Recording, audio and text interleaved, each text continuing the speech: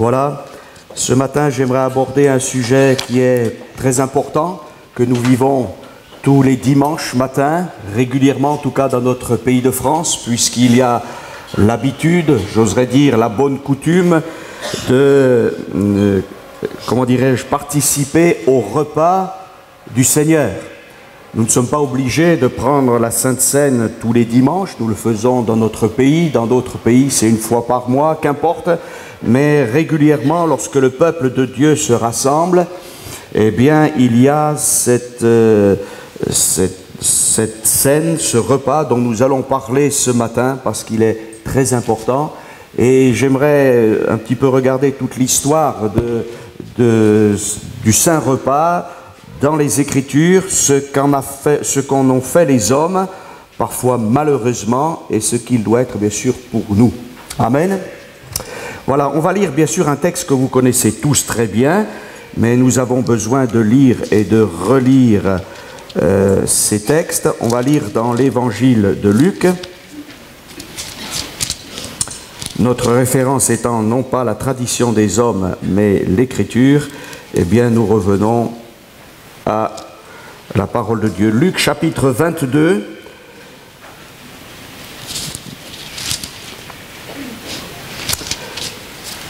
Et verset 7, ce sont des moments très importants de la vie du Sauveur, de notre Seigneur Jésus-Christ. Et voici ce que nous lisons dans Luc chapitre 22, et verset 7.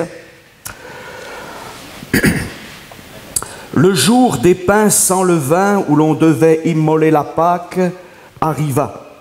Et Jésus envoya Pierre et Jean en disant « Allez nous préparer la Pâque afin que nous la mangions. » Ils lui dirent « Où veux-tu que nous la préparions ?» Il lui répondit « Voici, quand vous serez entrés dans la ville, vous rencontrerez un homme portant une cruche d'eau. Suivez-le dans la maison où il entrera. Et vous direz au maître de la maison, le maître te dit, où est le lieu où je mangerai la Pâque avec mes disciples? Et il vous montrera une grande chambre haute, meublée, c'est là que vous préparerez la Pâque. Ils partirent et trouvèrent les choses comme il leur avait dit, et ils préparèrent la Pâque. L'heure étant venue, il se mit à table et les apôtres avec lui.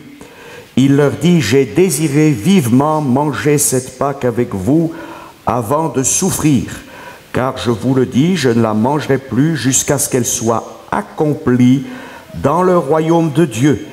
Et ayant pris une coupe et rendu grâce, il dit, prenez cette coupe et distribuez-la entre vous, car je vous le dis, je ne boirai plus désormais du fruit de la vigne jusqu'à ce que le royaume de Dieu soit venu. Ensuite, il prit du pain et après avoir rendu grâce, il le rompit et il leur en donna en disant « Ceci est mon corps qui est donné pour vous, faites ceci en mémoire de moi. » Il prit de même la coupe après le souper et la leur donna en disant « Cette coupe est la nouvelle alliance en mon sang qui est répandue pour vous. Amen. » Alléluia. Et il y aurait beaucoup de choses encore à dire, on pourrait prendre encore beaucoup de textes. Vous savez, ce dont je vais parler ce matin, on pourrait en parler au moins pendant 4 ou 5 heures. Hein. Mais on va en parler, je pense, 2 fois, parce que le sujet non seulement est important dans le sens biblique du terme, pour notre réflexion, mais aussi dans le domaine pratique. Amen. Voilà. D'abord, il faut replacer le contexte chrétien que nous connaissons aujourd'hui, à savoir que Jésus a institué 2 choses. Il n'a pas institué 7 choses, comme certains le prétendent, il a institué 2 choses. Le baptême dans l'eau par immersion au nom du Père, du Fils et du Saint-Esprit. Voilà. Donc là, je ne parlerai pas du baptême. Le baptême, c'est l'introduction aussi dans l'église locale du croyant, puisque toute personne qui se fait baptiser est un croyant, il est né de nouveau, et non pas comme le disent certains, ce n'est pas l'eau du baptême qui change l'individu. Il n'y a pas d'eau lustrale qui pourrait purifier les péchés. Ce qui purifie les péchés, c'est le sang précieux de Jésus. Alléluia. Donc le baptême, nous n'en parlerons pas ce matin, mais c'est le commencement de la vie chrétienne publique. Parce que la vie chrétienne personnelle avec Jésus, elle a commencé le jour où nous avons dit au Seigneur Jésus, prends ma vie. Ça a pu être dans notre chambre, dans une chambre d'hôtel, dans une cuisine, je ne sais pas où. De chacun d'entre nous, nous avons été sauvés, je dirais à un moment particulier, dans des lieux particuliers. Nous avons dit, Seigneur, pardonne mes péchés, fais de moi une nouvelle créature. On l'a peut-être pas exprimé comme ça, mais on a dit, Seigneur, prends ma vie. Et Seigneur, change ma vie, je veux maintenant t'appartenir. Et à partir de ce moment-là, eh bien, on a décidé, pour obéir au Seigneur Jésus, eh bien, de se faire baptiser. Le baptême, c'est un engagement d'une bonne conscience envers Dieu. Alléluia. C'est l'image d'une mort et d'une résurrection. Et nous commençons effectivement une vie nouvelle avec Christ par aussi un engagement public devant Dieu et devant les hommes. Amen, c'est ça le baptême. Mais ce matin, je ne parlerai pas du baptême, je parlerai du repas du Seigneur, parce que Jésus aussi a institué ce repas qui n'est pas la Pâque historique juive, mais qui est l'accomplissement, comment dirais-je, eschatologique, l'accomplissement final, eh bien, du sacrifice de l'ancienne alliance. Parce que ce qu'il faut que nous sachions toujours, c'est que l'aboutissement de toute chose se fait en Christ et par Christ. Amen. Voilà. L'Église n'est pas le but de Dieu. Comment dirais-je, les ministères que nous avons tous, parce que nous avons tous un service devant Dieu, n'est pas le but de Dieu. Le but de Dieu, c'est sa gloire. Alléluia. Eh oui. Et la gloire de Dieu, c'est de sauver les hommes. Amen. Une partie de la gloire de Dieu, c'est de les sauver, de les guérir, de les affranchir. Amen. De les sauver parfaitement. Et Dieu va s'acquérir pour sa gloire des rachetés de tout temps, de toutes conditions. Alléluia. Et bientôt, très bientôt, il rassemblera ces hommes de toute nation, de toute race. Eh bien, non seulement il rassemblera l'Église, mais il rassemblera tous les rachetés à la fin des temps. Amen. Et pour toujours, nous serons avec le Seigneur. Amen. Mais vous le savez qu'avant, eh bien, excusez-moi, je ne veux pas faire de l'humour un peu simple, mais avant la fin, il faut un commencement. Et le commencement pour Christ a été douloureux. Le commencement pour que la gloire de Dieu soit manifestée, il a fallu les souffrances de Christ, il a fallu le sacrifice de la croix. Jésus a institué le repas de la scène, je fais là un double, comment dire, je dis la même chose, parce qu'en fait le mot scène signifie repas. Vient d'un mot grec, kéna, qui signifie repas. Et donc Jésus a, au cours de la Pâque juive, tout à fait légale, il va introduire quelque chose de nouveau, non pas dans le sens d'une nouveauté pour que le plan de Dieu change, au contraire pour que le plan de Dieu s'accomplisse. Et nous savons qu'à partir de ce moment-là, Dieu le sait, il va y avoir encore 40 ans de patience, mais les représentants de la nation d'Israël vont rejeter le Messie, mais il va y avoir la constitution d'un corps exceptionnel qui est là pour Christ, c'est-à-dire des hommes, des femmes de toute nation, Israël compris, qui vont former l'Église et qui pendant en tout cas pratiquement 2000 ans ne vont pas célébrer eh bien, la sortie d'Égypte. Ça appartient au peuple juif et ça lui appartiendra toujours, ça lui appartient encore à ce jour, mais la sortie du péché. Amen.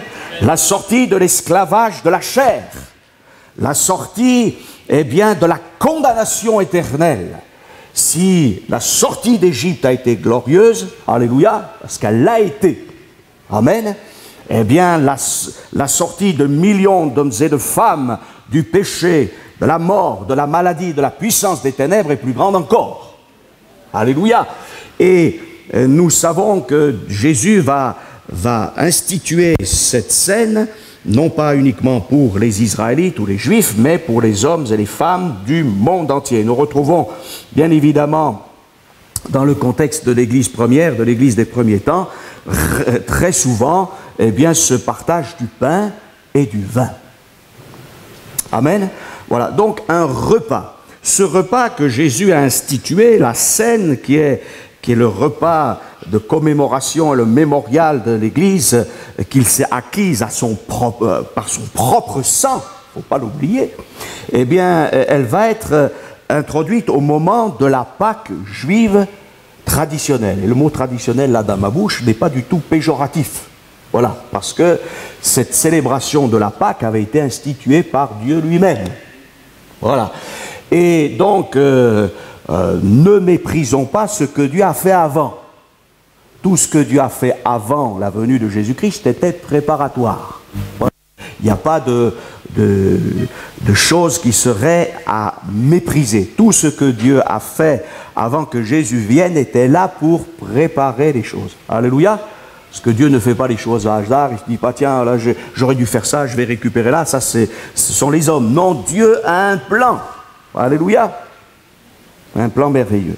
Et quel privilège, quand on est un vrai croyant, quand on a réalisé que Christ est mort, que de pouvoir participer au repas du Seigneur. En tout cas, la Bible nous dit dans Luc chapitre 22, verset 7, « Le jour des pains sans levain, où l'on devait immoler la Pâque, arriva, et Jésus envoya Pierre et Jean, disant, « Allez nous préparer la Pâque, afin que nous la mangions. » Il ne faut pas oublier que Jésus est né sous la loi. Il a pratiqué la loi et il a accompli la loi parfaitement. Amen. Pourquoi a-t-il accompli la loi parfaitement? Au-delà des commandements, il y en a des commandements dans l'Écriture, il y en a 613, on les a comptés. Au-delà de ces 613 commandements qui sont bien énumérés, eh bien, tous ces commandements sont résumés en 2 commandements. Tu aimeras le Seigneur ton Dieu et ton prochain comme toi-même. Et Jésus dira, il n'y a pas de plus grand amour que de donner sa vie pour ses amis. Amen. Et quand je deviens un chrétien authentique, pas un christianisé, un chrétien, eh bien, c'est que j'ai rencontré Jésus, que Jésus est mon frère aîné, quel privilège, et je suis devenu ami de Dieu comme Abraham. C'est par la foi que nous nous emparons des plus belles promesses. Amen. Et ce matin, nous ne serions pas là si Jésus n'était pas venu dans ce monde. Nous ne serions pas là s'il ne nous avait pas aimés, si le Père ne nous avait pas aimés, si le Saint-Esprit ne nous avait pas convaincus de péché, de justice et de jugement. Il y a peut-être quelqu'un ce matin qui n'a pas encore donné son cœur au Seigneur, qu'il se repente et qu'il donne son cœur au Seigneur. C'est urgent, afin non pas que tu puisses participer au repas du Seigneur, ça viendra et c'est très bien, mais surtout que tu sois sauvé maintenant et que tu ne tardes plus, ça c'est important. Alors Jésus a célébré la Pâque, et c'est au travers de la Pâque qu'il va annoncer la nouvelle alliance qui dans quelques heures va être scellée de son propre sang. Le sang d'un agneau, aussi parfait soit-il, ne pouvait purifier les péchés. L'auteur de l'Épître aux Hébreux nous dit que ce n'est pas le sang des boucs et des taureaux qui amène donc à la purification des péchés, mais c'est, comme le rappelle aussi l'apôtre Pierre, eh bien l'agneau de Dieu qui ôte le péché du monde. Vous êtes convaincus? Alléluia. Hein? Quelle grâce ce matin que de pouvoir être là dans la présence de Dieu et de pouvoir bénir le Seigneur. Voilà, alors l'Écriture nous dit ceci, ils ont préparé la Pâque. Et vous savez, la préparation de la Pâque, attention, hein, c'était tout un travail. Ça me fait penser que parfois, nous, quand on participe aux réunions, c'est sans jugement que je dis cela, mais on fait peut-être parfois un peu les choses à la hâte. Non, vous n'avez pas remarqué? Alors, il ne faut pas devenir des gens du rituel, du religieux, c'est un autre piège, ça aussi. Hein. Mais il faut reconnaître que des fois, il y a la réunion, on va y aller. Bon, c'est bien, c'est vrai qu'on est tellement dans un monde de stress, vous avez remarqué, alors on est tellement occupé. Et je crois qu'il faut justement qu'on essaie un petit peu de prendre du recul et vraiment de préparer nos réunions. Vous ne croyez pas que c'est important? Voilà, dire je viens au culte, mais je vais me préparer pour le culte. Et on préparait la Pâque. La Pâque, c'était à un moment donné, à une heure bien précise. Tout était ordonné. Voilà. Alors, il y avait 2 façons de vivre la Pâque. Soit de dire, voilà, on va faire tout ce que le Seigneur nous a ordonné. Hein, c'est bien dans l'ordre. Le seder, l'ordre. Voilà. Hein, c'est ça d'ailleurs, hein, la Pâque. Bon, mais il faut le faire aussi avec le cœur. Non? avec l'Esprit. Parce qu'on peut rentrer et sortir d'une réunion, aussi belle soit-elle, on peut dire, tiens, j'ai chanté, j'ai prié, je l'ai fait avec mon intellect, et l'intellect c'est bien, mais on veut le faire avec le cœur et l'esprit. Amen. Vous savez que Jésus dira, ce que le Père réclame, ce sont des adorateurs en esprit. Et là, l'esprit, c'est pas l'esprit de l'homme au sens de l'intellect, parce qu'en France, on a un problème avec ce mot esprit. Hein. C'est l'esprit de l'homme qui a été régénéré par le Saint-Esprit. Amen. En esprit et en vérité, bien évidemment. Ça coule de source. Avec Jésus, avec la présence de Jésus. Donc, là, c'est quelque chose de fondamental. On se retrouve dans le... Et on préparait la Pâque vraiment comme quelque chose de très important. D'abord, on enlevait tout le levain qu'il y avait dans la pièce. Il fallait que tout ce qui est rapport avec du levain soit ôté de les pièces. Donc, on nettoyait. C'était le jour des pains sans levain. Voilà. Hein. Et ça, c'était très très strict, c'était la nourriture de ce temps-là, à cette période de cette fête de Pâques, où l'on célébrait la sortie d'Égypte. Amen. Israël ne serait pas venu à l'existence s'il était resté en Égypte, esclave de Pharaon. Mais Dieu a sorti ce peuple de l'esclavage, ce dernier des peuples. Israël, c'est la dernière nation que Dieu ait suscitée. Et il la sort, enfin nation au sens classique du terme. Après la dernière nation, mais cette nation est une nation spirituelle, c'est l'Église. Voilà, mais elle est spirituelle, elle n'est pas comme les autres nations. Mais la dernière nation au sens d'une terre, d'un peuple, c'est la nation d'Israël, des gens qui étaient esclaves, qui auraient dû s'assimiler, qui auraient dû disparaître, et Dieu les fait sortir à bras étendus. Alléluia. J'ai appelé mon fils hors d'Égypte. Israël et aussi Jésus-Christ, parce que les deux sont liés, le salut vient des Juifs. Donc, la Pâque, d'abord il y a une Pâque historique qui nous est citée dans le livre de l'Exode, et vous savez que dans cette Pâque historique, Dieu va dire à Moïse, tu prends un agneau parfait, enfin il y a toutes sortes de détails, et je vous invite à les relire, et il fallait sacrifier cet agneau, donc il y avait du sang qui était versé, et à l'époque de Jésus, c'était toujours la même chose, puisque le temple était toujours bâti, il y avait encore des sacrifices sanglants d'animaux. Donc, quand Jésus a célébré la Pâque, il l'a célébré avec un agneau sacrifié. Tout s'est fait selon l'ordre de l'Ancien Testament. Voilà. Et le mot Pâque, je le rappelle, signifie passage, passer en quelque sorte au-dessus, passer d'un endroit à un autre, pour, donc, en tout cas là, pour le texte biblique, pour passer du négatif au positif, pour passer du royaume de l'adversaire au royaume de Dieu, pour aller de progrès en progrès jusqu'au but final. Alléluia. Et finalement, le chrétien, c'est toujours quelqu'un qui franchit des barrières. Non? Et ce qui nous est très très désagréable les uns les autres, vous n'avez pas remarqué, c'est les obstacles. Eh oui, on n'aime pas les obstacles. Moi, j'aime pas les obstacles, hein, je vous le confesse. Hein. J'aime pas les obstacles. Et Dieu, on a l'impression même que Dieu met toujours des obstacles devant nous. Mais pourquoi? Parce que ces obstacles, en fait, ils sont infranchissables. Il y a des gens qui pensent que quand on est devenu chrétien, après on est devenu des superman ou des superwomen, enfin je ne sais pas, et que quelque part, Dieu nous a tout donné et qu'on va tout faire. Non, même au moment, même quand Dieu nous a beaucoup donné, quand on se trouve devant des obstacles, on a encore besoin de l'agneau de Dieu. Amen. Et finalement, c'est toute une éducation que Dieu veut nous faire.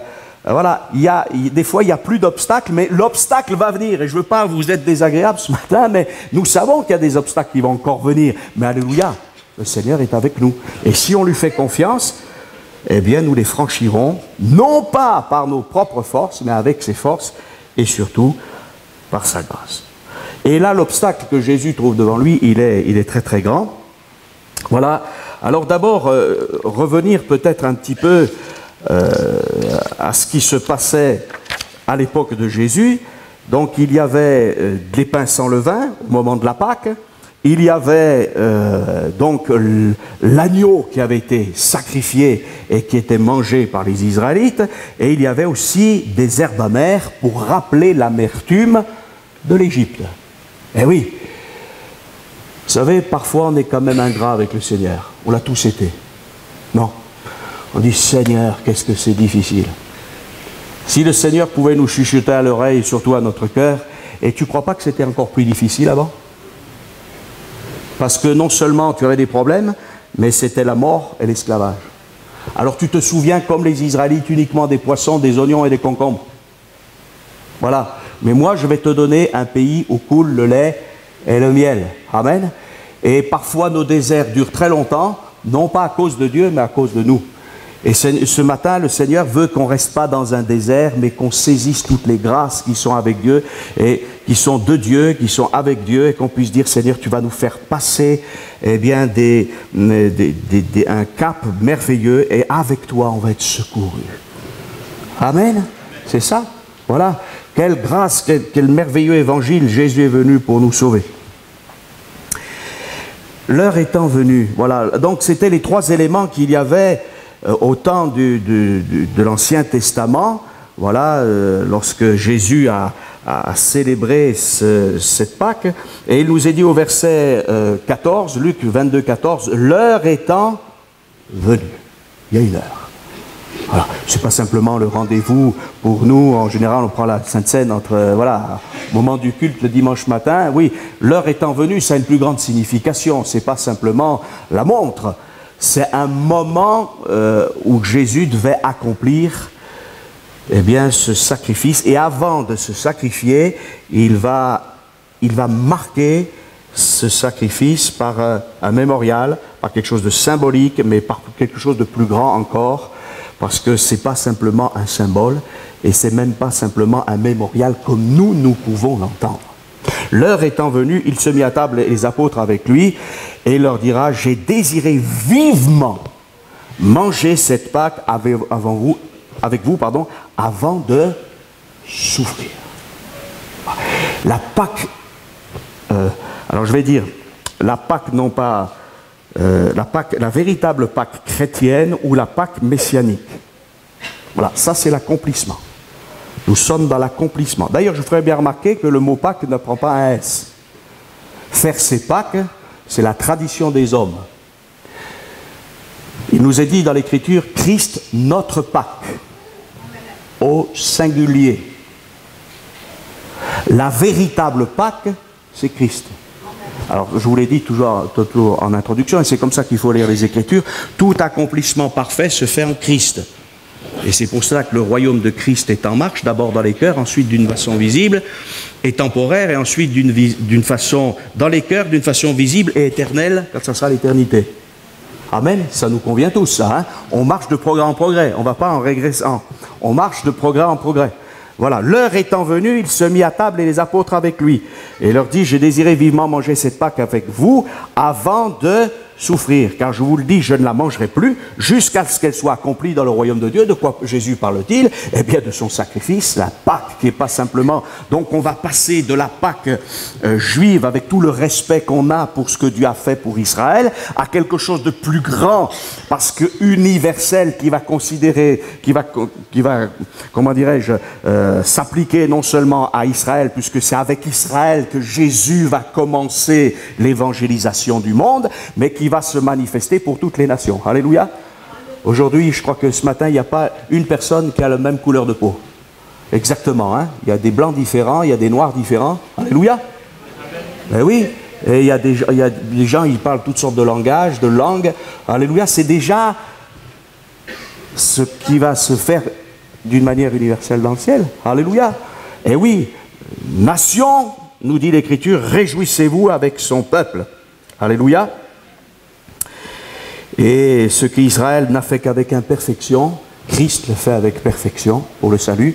Et ce que l'Église fait avec imperfection, Christ l'accomplira avec perfection plus tard. Alléluia. Mesurons notre imperfection et considérons la perfection de Christ. Et il nous a dit, ayant pris une coupe et rendu grâce, il dit, prenez cette coupe et distribuez-la entre vous. Alors d'abord, ce qu'il faut savoir, c'est qu'il y avait plusieurs coupes. Il y avait du pain sans levain, il y avait, à l'époque de Jésus, du pain sans levain, il y avait aussi donc ces herbes amères, il y avait, je vous dis toutes ces choses, il y avait donc aussi des mélanges de pommes, de noix, de cannelle qui représentaient le ciment d'Égypte.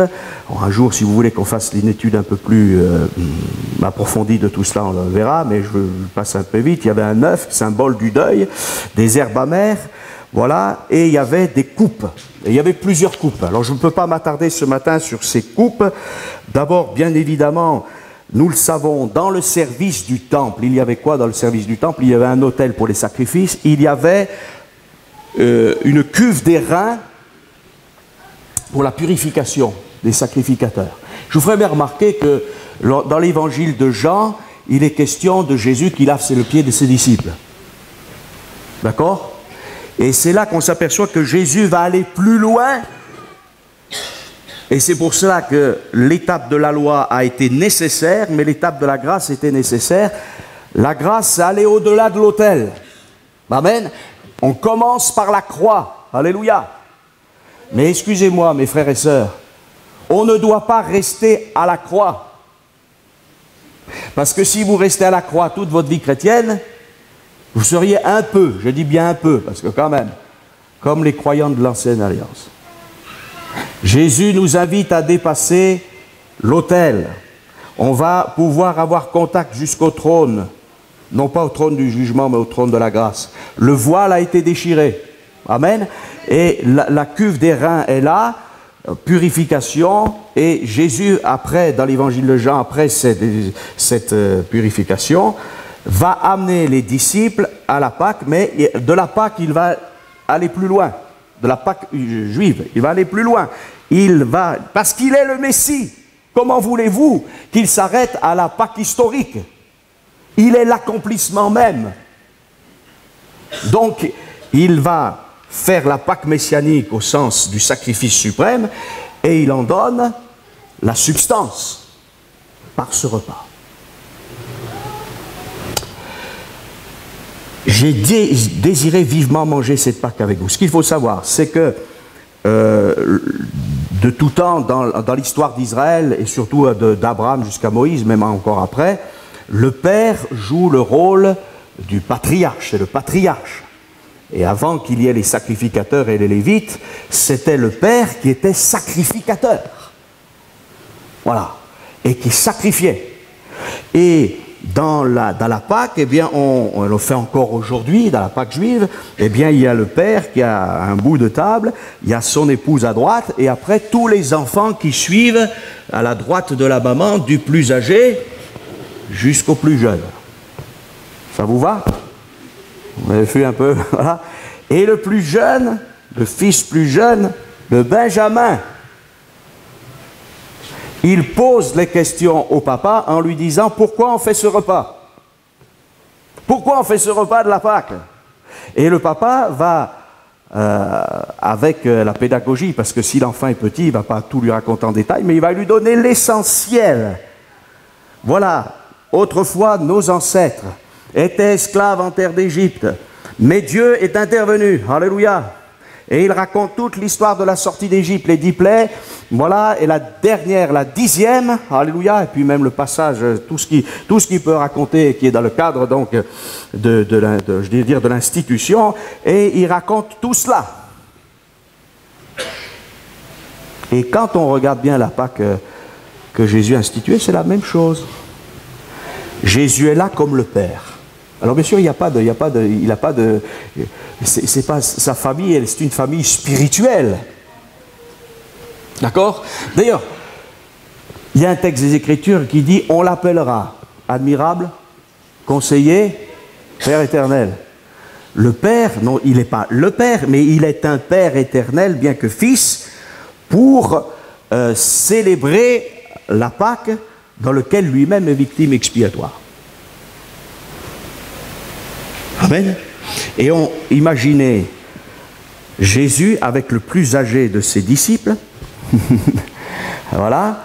Et jusqu'au plus jeune, à gauche. Celui qui est sur le sein de Jésus. Mais comment ça se fait qu'il est sur le sein de Jésus? On ne comprend pas trop, oui, mais parce qu'ils étaient installés à la manière romaine. Voilà. Ils étaient couchés sur des grabats. Voilà. Et on mangeait là, pas comme nous on mange en français ou en bon bourguignon, avec une table, avec un... Non, ils étaient placés là. Et c'est pour ça que Jean est là juste à côté de Jésus et peut lui parler. Et c'est pour ça qu'il va lui dire, mais qui est celui qui te livre? Et c'est celui à qui je donnerai le morceau trempé. Vous connaissez le texte? Non, ce n'est pas du pain sans levain trempé dans la coupe. Non, non.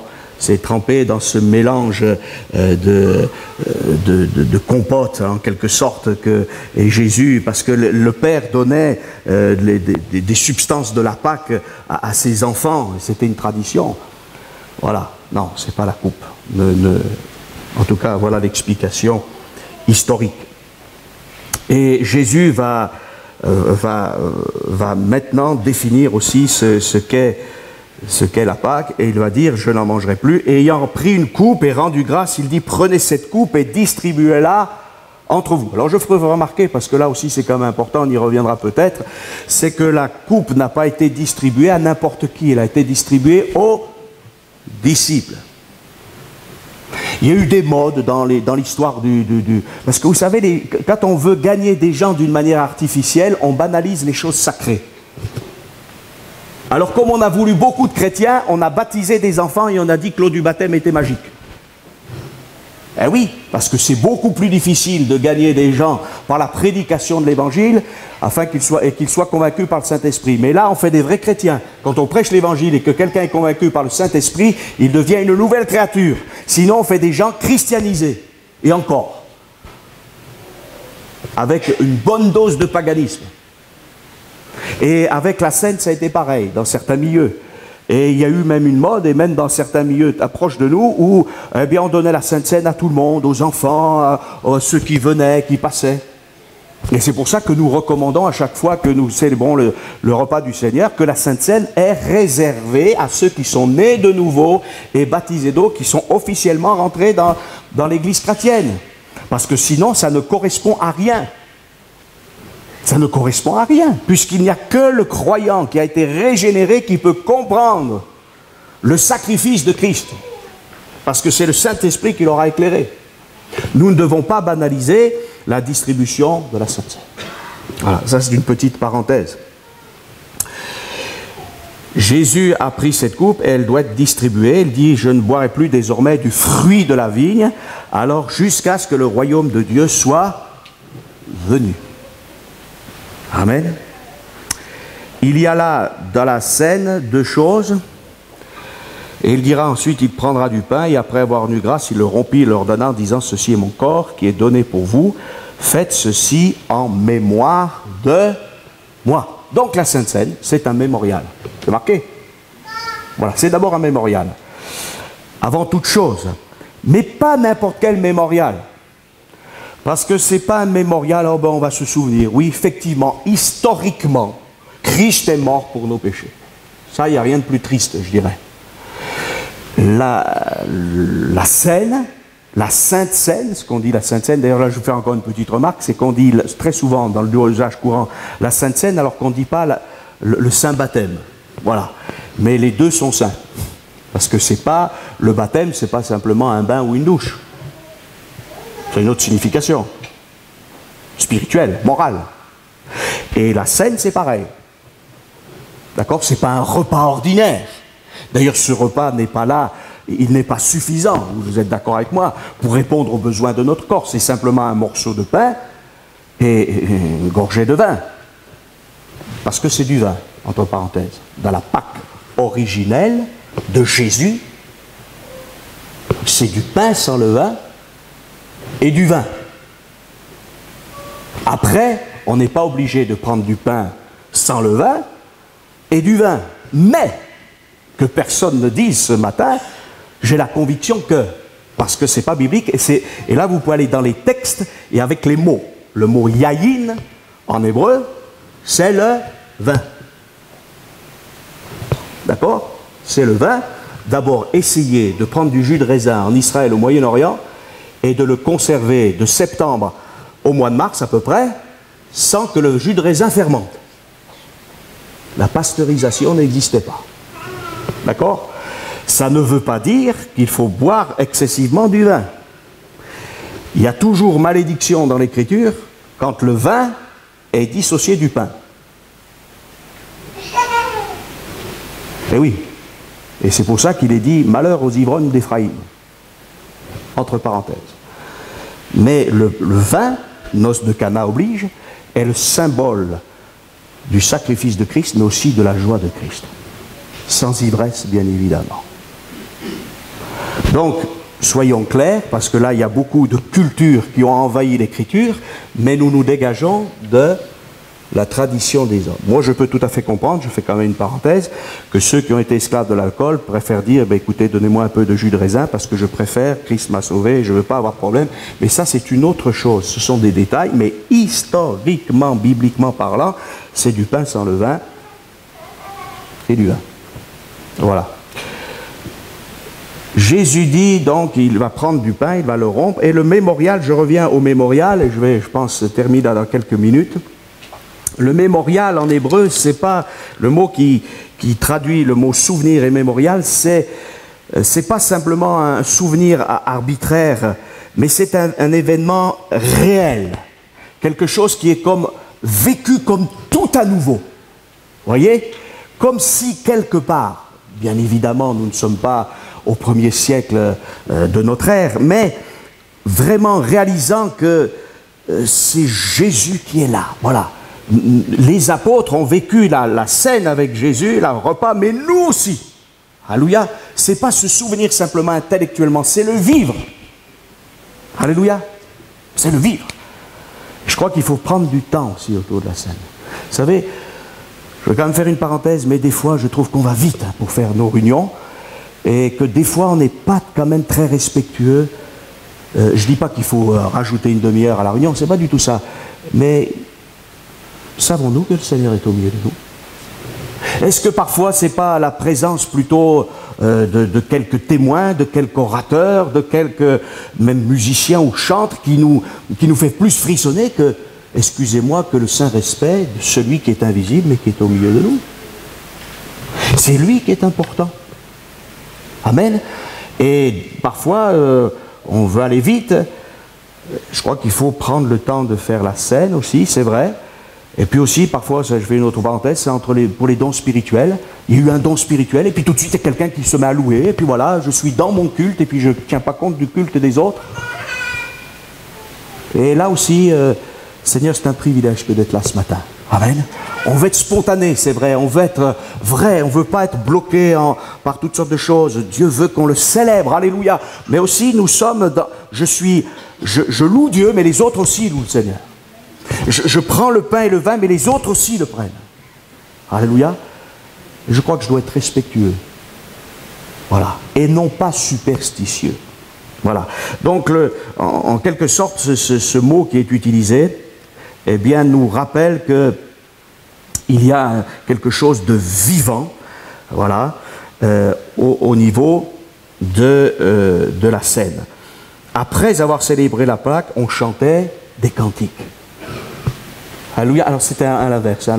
Ça ne fait rien, on n'est pas prisonnier de la liturgie, on pourrait le faire un jour, hein. Commencer par la prédication, la Sainte Seine et finir par les chants, pourquoi pas, hein. Et c'était, en tout cas, bref, ce qui est important dans une réunion, c'est que tout ce qui est bon, y soit. Les chants, la louange, l'adoration, les dons spirituels, la scène, je parle là du culte du peuple de Dieu. D'ailleurs, le culte, c'est pour le peuple de Dieu. Il y a toujours des hommes, des femmes qui ne sont pas encore... des croyants véritables qui sont dans les cultes, mais le culte, que ce soit le dimanche matin, le samedi après-midi ou quand vous voulez, c'est pour le peuple de Dieu. Ce n'est pas une réunion secrète, mais c'est avant tout pour le peuple de Dieu. Voilà. Hein?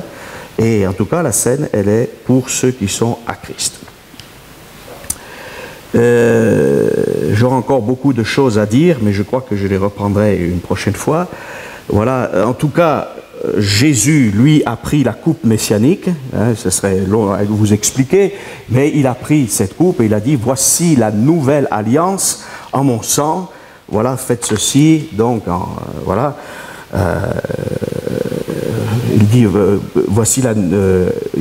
attendez, je reprends le texte exactement, voilà, il prit de même la coupe après le souper, le leur donnant en disant, cette coupe est la nouvelle alliance en mon sang qui est répandu pour vous. Alléluia. Pour les disciples. Amen. La scène n'est pas simplement un mémorial. Voilà, ce n'est pas simplement un mémorial, c'est encore plus que cela.